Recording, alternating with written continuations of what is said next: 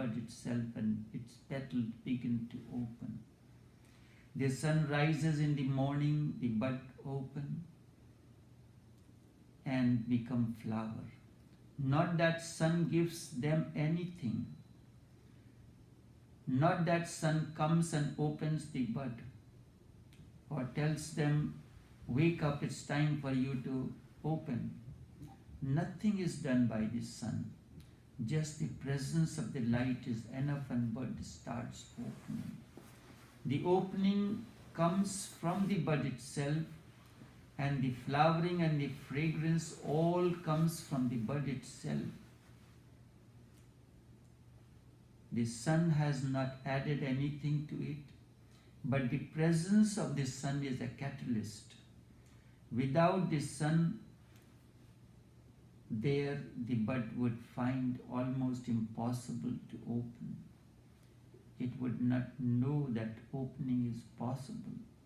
It would never become alert of its possibilities and potentials. A master simply makes you aware of your potential. If he has achieved, you too can achieve. He is just like you, the blood and bones and the body. He is just like you. If something is possible in his being, if this bud can become a flower, then why can't the other bud? Why can't you flower?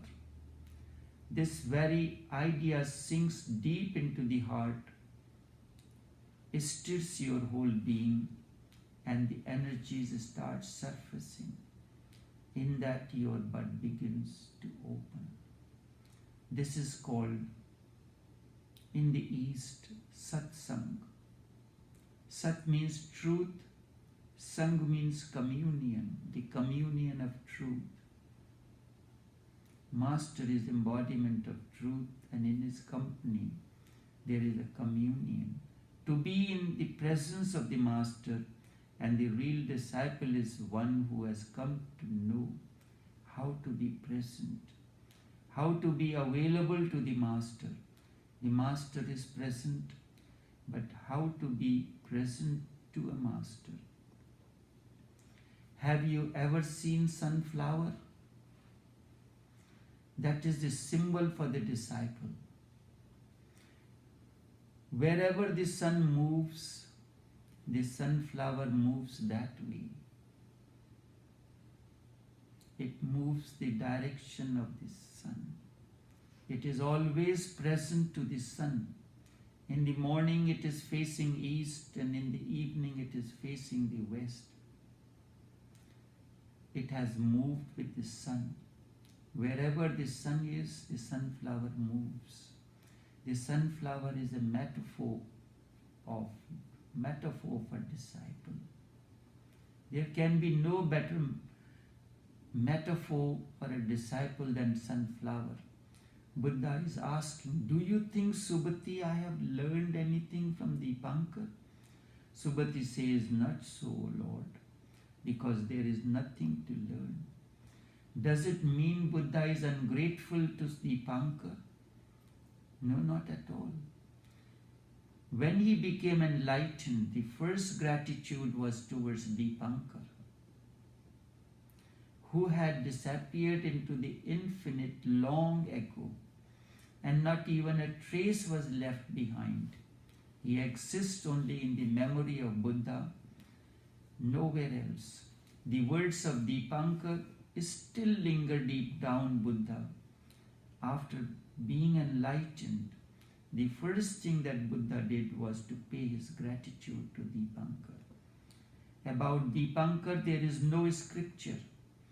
Maybe in those days scriptures were not written. There exists no reference about him.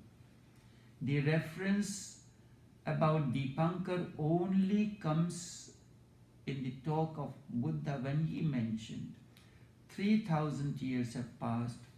Nobody knows anything about Dipankar. But when Buddha became enlightened, for the first gratitude, the first thankfulness that he paid was towards Dipankar. Why? Because it was in the presence of Deepankar that longing in Buddha became a passion to become a Buddha. It was in the presence that a great desire to become a Buddha arose in him.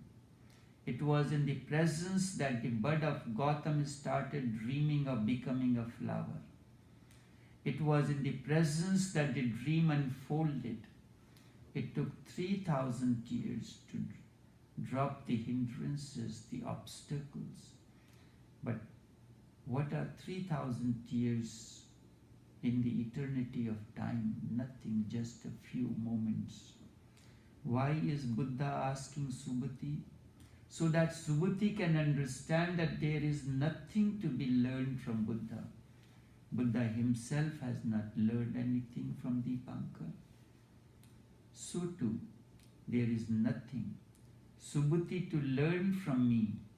Be with me, but do not think in terms of learning. The moment you think in terms of learning, you are not with me. There are two types of people, the disciple and the students. The students are those who are in search of learning something. They are here to gather something so that they can brag about and say that they know this and they know that.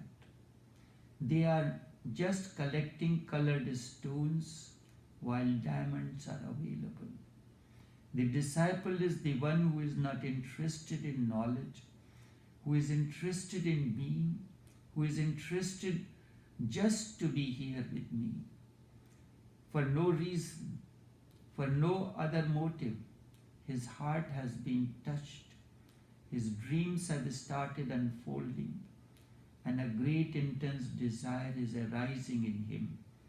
Once a disciple was saying that he becomes afraid of death. I inquired him, what have you become afraid of? His reply was immensely beautiful. He said, my fear is not because of death. The fear is because I have not known anything, not yet realized anything about death. I have not yet felt anything, and I am afraid I might die without knowing the truth. That is my fear. A disciple is one who has become immensely interested in being, in truth itself, not knowing about it. He is not afraid of death. He is afraid that death may come and may disturb the intimacy that is arising between him and the Master. Death may come and may disrupt the presence that he is imbibing, the presence that is going into his being and changing 1,001 things in his soul. That alone is the fear. A disciple is never bothered about knowing, but is interested in being. Not that he wants to know something about God, but he wants to taste the God, to drink out of that reservoir called God, to become part of that oceanic presence. Remember, to be a student here is not very wise. To be a student here is most unintelligent thing. It is not a school. Life is available here in its pristine beauty, for which you have to be a disciple. It is the brewery of the Master where constantly pristine wine is being brewed. To be a disciple means to be courageous enough to come close to the Master whatsoever be the cost. The disciple means one who can risk of being close to a Master. It is a risk because you will die. The bud will die. Only then flower can blossom. When bud dies as it is, then it becomes a flower. The seed will die, only then the plant will emerge. You will have to die, only then God can blossom in you. Die as you are. God will blossom through your ashes. God will blossom through your ashes. The truly wise gives you his being, not words. The truly wise simply makes him available to you. And if you are courageous, you can drink and eat out of his being. That is why Jesus means when he says to his disciple, eat me, drink me. The master has to be eaten. The master has to be absorbed, digested. Only then will you stumble upon your own truth. There is nothing to learn. No dham, no doctrine to learn, no philosophy to learn. The word Buddha field is of tremendous importance. It has to be understood, because that is what I am doing through these talks and works. All these are aimed at creating a Buddha field. By creating a Buddha field, we are moving away from the world, far away, so that a totally different kind of energy can be made available to you, and you can live in the world of such an enlightened awareness. Buddha field means creating a situation where sleeping Buddha in you can be awakened. Buddha field means an energy field where you can start growing, maturing, where your sleep can be broken, where you can be shocked into awareness. It is an electric field where you will not be able to fall asleep, where you will have to be awake because shocks will be coming all the time. The Buddha field is an energy field in which a Buddha matures being, a pure land, an unworldly world, a paradise on earth, which offers ideal conditions for rapid spiritual growth. It is a matrix. The word matrix is of a Latin origin. It means a womb. From that word you get the word matter, mother, and so on and so forth. The womb offers three things to a newly forming life. It is a source of possibility. It provides source of energy to explore that possibility. It is a safe place within which that exploration takes place. That is what this Buddha field is going to do to you through these talks, meditation, video energies are being made available to you. This will bring a clear understanding of the possibilities. It is aimed at making you aware of your potential by creating a safe environment to work without being distracted by the world. It aims at how to become a Buddha, and everything else simply disappears from your mind. Money, power, prestige, or anything else. In the silence of that Buddha field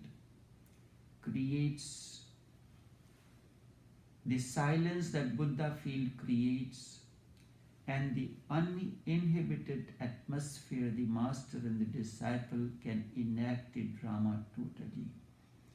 The ultimate is when master can touch the feet of the disciple, and the master and the disciple are lost into one reality. This is what Dipankar said to Buddha. Only a person who has no I within him can create a Buddha field. In fact, then to